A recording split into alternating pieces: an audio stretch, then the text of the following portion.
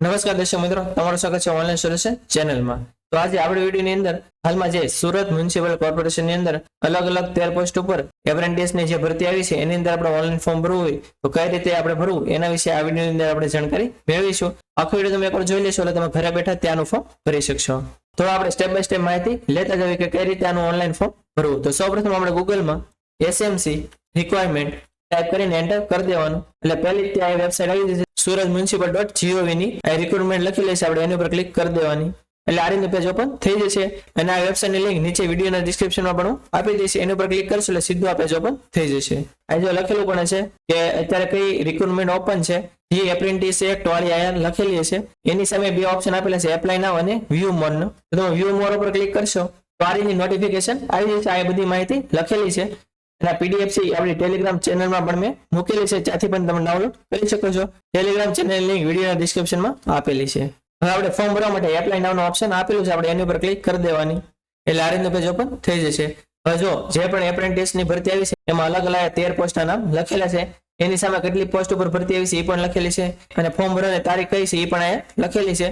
જો ફોર્મ છે 25/2 થી એના ફોર્મ ભરવાના શરૂ થઈ ગયા છે એટલે 3 માર્ચ સુધી એના ફોર્મ ભરવાના શરૂ રહેશે એટલે એક વીક જેટલો આપણને ટાઈમ આપવામાં આવેલો છે। જો તમારે જે પણ પોસ્ટ ઉપર એપ્રેન્ટિસ કરવાનું થતું હોય એની સામે એપ્લાય નાઉ નો ઓપ્શન આપેલો છે એટલે આપણે જે પણ પોસ્ટની અંદર એપ્લાય કરવાનું થતું હોય એની સામે આપણે એપ્લાય નાઉ નો ઓપ્શન સિલેક્ટ કરી લેવાનું અને આગળ ફોર્મ ભરવાનું તો બધાની અંદર સેમ જ તે આવશે। હવે તમે જે પણ પોસ્ટ માટે એપ્લાય કરતા હશો એ તમે આગળ સિલેક્ટ કરેલું છે અને નામ લખેલું આવી જશે। તો આગળ આપણે કઈ રીતે બધી ડિટેલ એન્ટર કરવાની એ આપણે સ્ટેપ બાય સ્ટેપ જોતા જઈએ। તેમાં પેલું છે એપ્રેન્ટિસ રજિસ્ટ્રેશન નંબર।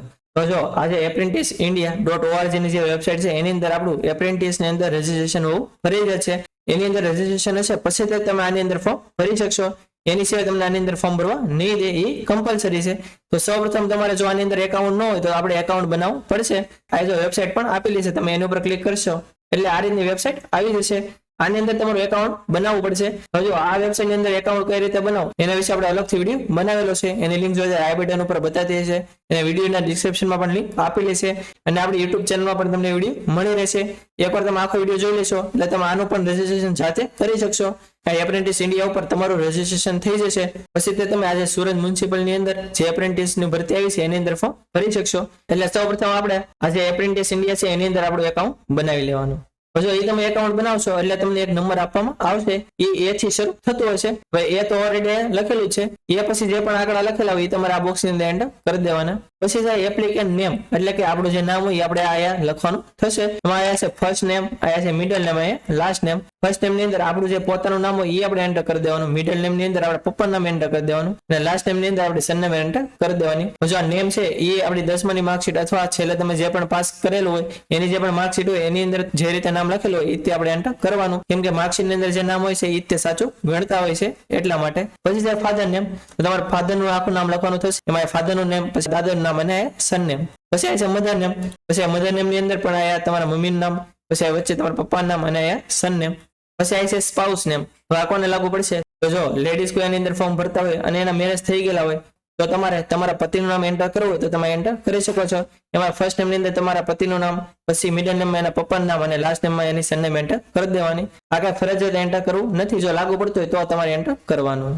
પછી આ છે એડ્રેસ, તો આ બોક્સ ની અંદર તમારું જે પરમેનન્ટ એડ્રેસ હોય એ આખું એડ્રેસ તમારા બોક્સ ની અંદર એન્ટર કરી દેવાનું। પછી છે સિટી, તો સિટી ની અંદર તમે જે પણ સિટીમાં રહેતા હોય એનું નામ એન્ટર કરી દેવાનું। સ્ટેટ ની અંદર તમારે જે પણ સ્ટેટ લાગુ પડતું હોય, મોસ્ટલી બધા ગુજરાતમાંથી હોય છે તો આપણે ગુજરાત એન્ટર કરી દેવાનું। પછી પિનકોડ ની અંદર તમારો એરિયાનો જે પણ પિનકોડ હોય એ તમારે એન્ટર કરી દેવાનો। પછી મધર ટંગ ની અંદર તમારી માતૃભાષા કઈ છે તમારે સિલેક્ટ કરી લેવાની। પછી મોબાઈલ નંબર ની અંદર તમારો જે 10 અંકનો મોબાઈલ નંબર હોય એ આપણે એન્ટર કરી દેવાનો। મોબાઈલ નંબર હોય એ જે શરૂ રહેવાનો એ તે તમારે એન્ટર કરવાનો, કેમ કે ફ્યુચરમાં જે પણ માહિતી આવશે મોબાઈલ દ્વારા જાણ કરવામાં આવશે। એવી રીતે ઈમેલ આઈડી પણ તમારું જે હોય એ તમારા બોક્સ ની અંદર એન્ટર કરી દેવાનું અને ઈમેલ આઈડી દ્વારા પણ ફ્યુચરની જે પણ અપડેટ હશે એમાં તમને જાણ કરવામાં આવશે। પછી જેન્ડર ની અંદર તમારે જે પણ લાગુ પડતું હોય તમારે સિલેક્ટ કરી લેવાનું। પછી આ છે ડેટ ઓફ બર્થ, તો તમારે જે પણ ડેટ ઓફ બર્થ હોય તમારે આનાથી સિલેક્ટ કરી લેવાની। પછી છે કેટેગરી, એટલે તમે કઈ કેટેગરીમાં આવો છો, general, EWS, SCBC, SC, ST, તમારે જે પણ લાગુ પડતું હોય તમારે સિલેક્ટ કરી લેવાની। પછી મેરિટલ સ્ટેટસ ની અંદર તમે મેરિડ છો, અનમેરિડ છો, જેવા અલગ અલગ ઓપ્શન આપેલા છે તમારે જે પણ લાગુ પડતું હોય તમારે સિલેક્ટ કરી લેવાનું। પછી પાન નંબરની અંદર તમારો જે પણ પાન કાર્ડનો નંબર હોય એ આપણે એન્ટર કરી દેવાનો. ઇનકેસ કોઈને અગર પાન કાર્ડ નંબર ન હોય તો આ કઈ ફરજિયાત નથી. પછી જે આધાર નંબર, તમારો જે પણ આધાર કાર્ડ નંબર હોય એ તમારે આ એન્ટર કરી દેવાનો અને આધાર કાર્ડ નંબર નાખો ફરજિયાત છે, એટલે આપણો જે આધાર કાર્ડ નંબર હોય એ તમારે આ એન્ટર કરી દેવાનો. પછી આ છે on which degree you want apply, તો તમે આની ઉપર ક્લિક કરશો એટલે આપણે જે પણ આગળ પોસ્ટ સિલેક્ટ કરેલી છે એનું નામ અહીંયા આવી જશે, તો આપણે સિમ્પલી સિલેક્ટ કરી લેવાનું. પછી શું તમે ફિઝિકલ હેન્ડીકેપ છો, એટલે કે તમે શું દિવ્યાંગ છો, જો હો તો તમારે યસ ઉપર ટીક કરવાની અને જો ન હો તો તમારે નો ઉપર ટીક કરી દેવાની. એટલું થઈ જાય પછી થોડાક આપણે નીચે વહી આવશું. પછી આ છે બેંક ડિટેલ. હવે જો આપણે એપ્રેન્ટિસ ની અંદર એપ્લાય કરવી છે એટલે એપ્રેન્ટિસ ની અંદર આપણે જે પણ સેલેરી આવશે એ આપણે કયા બેંક ની અંદર જોતી છે એ બેંક ની બધી વિગત આપણે એન્ટર કરવાની થશે. તો તમારે જે પણ બેંક ની અંદર તમારું એકાઉન્ટ હોય તમારે સિલેક્ટ કરી લેવાનું. પછી એકાઉન્ટ નંબર ની અંદર તમારો જે એકાઉન્ટ નંબર હોય એ એન્ટર કરી દેવાનો. આઈએફએસસી કોડ ની અંદર જે પણ આઈએફએસસી કોડ તમારે હોય એ એન્ટર કરી દેવાનો અને બ્રાન્ચ નેમ ની અંદર તમારું કઈ બ્રાન્ચ ની અંદર એકાઉન્ટ છે એ બ્રાન્ચ નું નેમ તમારે એન્ટર કરી દેવાનું. એટલું થઈ જાય પછી આ નીચે આપણે એજ્યુકેશન ક્વોલિફિકેશન એન્ટર કરવાનું થશે, એટલે કે આપણી જે શૈક્ષણિક લાયકાત હોય એ આપણે એન્ટર કરવાની થશે. એમાં પહેલું છે એક્ઝામિનેશન પાસ. આપણે આગળ જે પણ પોસ્ટ ઉપર એપ્લાય કરવી છે એના એ નામ આવી જશે. અહીંયા વાયરમેન અને ઇલેક્ટ્રિશિયન બંને છે એટલે બંનેના અલગ અલગ ઓપ્શન આવે છે. ઇનકેસ કોઈ એકનું જ હોય તો એક જ ઓપ્શન તમને જોવા મળશે. તમે જે પણ ટ્રેડ ની અંદર આઈટીઆઈ કરેલું એ તમારે સિલેક્ટ કરી લેવાનું. પછી એકચ્યુઅલ ડિગ્રી ની અંદર અહીંયા જે પણ ઓપ્શન આવે એ આપણે સિલેક્ટ કરી લેવાનો. પછી આ છે ઇન્સ્ટિટ્યૂટ, બોર્ડ અથવા યુનિવર્સિટી. તો આની અંદર તમે જે પણ આઈટીઆઈ ની અંદર અભ્યાસ કરેલો હોય એનું નામ એન્ટર કરી દેવાનું. દાખલા તરીકે તમે આઈટીઆઈ અમદાવાદમાં કરેલો હોય તો આઈટીઆઈ અમદાવાદ એવી રીતે એન્ટર કરી દેવાનું. પછી છે પાસિંગ મંથ અને યર, એટલે કે કયા મહિનામાં અને કયા વર્ષે તમે પાસ કરેલું છે એ તમારે અહીંયા એન્ટર કરી દેવાનું. પછી નંબર ઓફ અટેમ્પ, એટલે કે તમે કેટલી ટ્રાય પાસ કરેલું છે એ તમારે એન્ટર કરી દેવાનું. એ તમારી જે માર્કશીટ છે એની અંદર લખેલું છે. પછી છે જીસીવીટી અને એનસીવીટી, એટલે કે તમે જે આઈટીઆઈ પાસ કરેલું છે એ તમે જીસીવીટી ટ્રેડમાં કરેલું છે કે એનસીવીટી માં કરેલું છે એ તમારે સિલેક્ટ કરવાનું થશે. તમારે જે પણ લાગુ પડતું એ તમારે સિલેક્ટ કરી લેવાનું. પછી કોર્સ સ્ટાર્ટ ડેટ, એટલે કે તમારે જે કોર્સ છે એ કઈ તારીખથી શરૂ થયો છે એ તમારે સિલેક્ટ કરી લેવાનું અને કોર્સ છે એ તમારે કઈ તારીખે પૂરો થયો છે એ તમારે તારીખ એન્ટર કરી દેવાની. અને આ તારીખ છે એ તમારી માર્કશીટ ની અંદર પણ લખેલી હશે અને તમને ખ્યાલ ન હોય તો તમે જે પણ આઈટીઆઈ માં પાસ કરેલું છે ત્યાંથી પણ તમે જાણી શકો છો. પછી છે ટોટલ માર્ક અને ઓપ્ટિનલ માર્ક. તો જો તમારી જે પણ માર્કશીટ છે એની અંદર ટોટલ માર્ક અને ઓપ્ટિનલ માર્ક લખેલા હશે. જો છેલ્લી જે ફાઇનલ માર્કશીટ હોય એની અંદર ટોટલ માર્ક જે લખેલા હોય એ તમારે એન્ટર કરી દેવાના. દાખલા તરીકે 600 માર્ક હોય તો તમારે 600 એન્ટર કરી દેવાના. પછી ઓપ્ટિનલ માર્ક ની અંદર તમારે કેટલા આવેલા છે, દાખલા તરીકે તમારે 600 માંથી જો 500 આવેલા હોય તો તમારે 500 એન્ટર કરી દેવાના. એવી રીતે તમારે જે પણ માર્ક આવેલા હોય એ તમારે એન્ટર કરી દેવાના અને પછી તમે સાઈડમાં ક્લિક કરશો એટલે ઓટોમેટિક પર્સન્ટેજ તમારે લખેલા આવી જશે. હવે બધી માહિતી એન્ટર થઈ જાય પછી આપણે માહિતી એડ કરવા માટે ઓપ્શન આપેલો છે એડ ક્વોલિફિકેશન, તો આપણે એની ઉપર ક્લિક કરી દેવાની.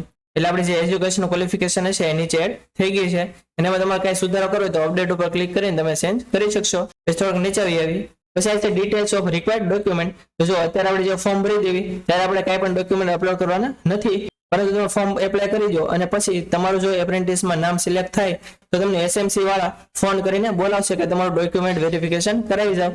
તો જો તમે ઈડબ્લ્યુએસ, એસસીબીસી, એસસી કે એસટી માં આવતો તમારે કાસ્ટ સર્ટિફિકેટ લાગુ પડે તો એ આપણે સિલેક્ટ કરી લેશું. પછી છે હેન્ડીકેપ સર્ટિફિકેટ. તો જો કોઈ વિદ્યાર્થી પીએસ હોય તો એના લાગુ પડે છે તો એના સિલેક્ટ કરવાનું. ઇનકેસ કોઈ વિદ્યાર્થી પીએચ એટલે કે હેન્ડીકેપ નથી તો એના આ એક ઓપ્શન લાગુ નહીં પડે. પછી છે ત્રીજો સ્કૂલ લિવિંગ સર્ટિફિકેટ. એલસીસી બધા આગળ હોય એટલે આ ઓપ્શન બધાને લાગુ પડશે તો એ આપણે સિલેક્ટ કરી લેવાનું. પછી આઈટીઆઈ માર્કશીટ છે એ પણ બધાને લાગુ પડશે એટલે બધા આ સિલેક્ટ કરી લેવાનું. પછી છે આઈટીઆઈ સર્ટિફિકેટ. તો આ જે માર્કશીટ ની સાથે અલગથી એક સર્ટિફિકેટ પણ આપેલું છે તો આ પણ બધાને લાગુ પડશે એટલે બધા સિલેક્ટ કરી લેવાનું. પછી આધાર કાર્ડ છે એ પણ બધાને લાગુ પડશે એ સિલેક્ટ કરી લેવાનું. પાન કાર્ડ પણ બધાને લાગુ પડશે તો એ પણ બધા સિલેક્ટ કરી લેવાનું. બેંક પાસબુક પણ બધા સિલેક્ટ કરી લેવાની અને એપ્રેન્ટિસ પ્રોફાઇલ પણ બધા સિલેક્ટ કરી લેવાની. પછી આ જે કેપ્ચા બતાવ્યો એ બાજુમાં બોક્સમાં એન્ટર કરી દેવાના. પછી આ નીચે આ હિયર બાય ડિક્લેર નું જે ગો રાઉન્ડ આપેલું છે આપણે એની ઉપર ક્લિક કરી દેવાની અને પછી આખો એકવાર તમારે જોઈ લેવાનું કે બધી માહિતી નાખેલી છે ઓકે તે છે ને એમ. જો બધી ઓકે જોઈએ તો આપણે સબમિટ બટન ઉપર ક્લિક કરી દેવાની. પછી આપણે ફોટો અને સિગ્નેચર અપલોડ કરવાની થશે અને ફોટો છે એ તમારે 100 KB થી નીચે એની સાઈઝ રાખવાની અને સિગ્નેચર છે એની સાઈઝ તમારે 50 KB થી નીચે રાખવાની. હવે એ પ્રમાણે તમારો ફોટો અને સિગ્નેચર સેટ થઈ જાય પછી ફોટો અપલોડ કરવા માટે ચોઇસ ફાઇલનો જે ઓપ્શન આપેલો છે એના ઉપર ક્લિક કરીને જે આપણે સિલેક્ટ કરી લેવાનો. એવી જ રીતે સિગ્નેચર પણ આ ચોઇસ ફાઇલ ઉપર ક્લિક કરીને જે આપણે સિલેક્ટ કરી લેવાની એટલે ફોટો અને સિગ્નેચર આવી જશે. હવે આપણે અહીંયા નીચે જે અપલોડનો ઓપ્શન આપેલો છે આપણે એના ઉપર ક્લિક કરી દેવાની એટલે તમારા મોબાઈલ નંબરની અંદર એક ઓટીપી આવ્યો છે એ ઓટીપી તમારા બોક્સની અંદર એન્ટર કરી દેવાનો અને પછી વેરીફાઈ ઓટીપી એના ઉપર ક્લિક કરી દેવાની એટલે તમારી એપ્લિકેશન સબમિટ સક્સેસફુલી થઈ જશે અને આ નંબર પણ આવી જશે. અને આપણે જે ફોર્મ ભર્યું છે એની પ્રિન્ટ કાઢવી હોય એ પ્રિન્ટનો પણ ઓપ્શન આપેલો છે એના ઉપર ક્લિક કરીને આપણે જે ફોર્મ ભર્યું છે એની પ્રિન્ટ નીકળી જશે અથવા અહીંયા અલગથી પણ પ્રિન્ટ એપ્લિકેશનનો ઓપ્શન ઉપર આપેલો છે. તો આ હતી સંપૂર્ણ માહિતી કે એસએમસી ની અંદર જે એપ્રેન્ટિસ ની ભરતી આવી છે એની અંદર ઓનલાઈન ફોર્મ કઈ રીતે ભરવું. હજી જો તમને કઈ ખ્યાલ ન આવ્યો અથવા તમે ફોર્મ ભરો અને કઈ મુશ્કેલી પડે તો તમે કોમેન્ટ બોક્સમાં જણાવી શકો છો. આપણે 100% એનો આન્સર આપીશું. અને આ વિડીયો જો તમને સારો લાગ્યો હોય તો વિડીયોને લાઈક કરી દેજો અને મેક્સિમમ લોકો સુધી શેર કરજો જેથી બધાને આની માહિતી મળી રહે. અને તમે જો આપણી ચેનલમાં નવો હો, આપણી ચેનલ હજી સુધી સબસ્ક્રાઇબ ન કરી હોય તો ચેનલને સબસ્ક્રાઇબ કરવાનું ભૂલતા નહીં જેથી આવી જ માહિતી તમને સમયસર મળી રહે. અને આપણે ટેલિગ્રામ અને વોટ્સએપમાં પણ ચેનલ છે એની અંદર જો તમે જોડેલા ન હો તો નીચે ડિસ્ક્રિપ્શનમાં લિંક આપેલી છે એના પર ક્લિક કરીને તમે એમાં જોડાઈ શકો છો જેથી આવી જ માહિતી તમને સમયસર મળી રહે. તો આજ માટે બસ એટલું જ. મળશું આપણે નેક્સ્ટ વિડીયોમાં. ત્યાં સુધી બધાને જય હિન્દ.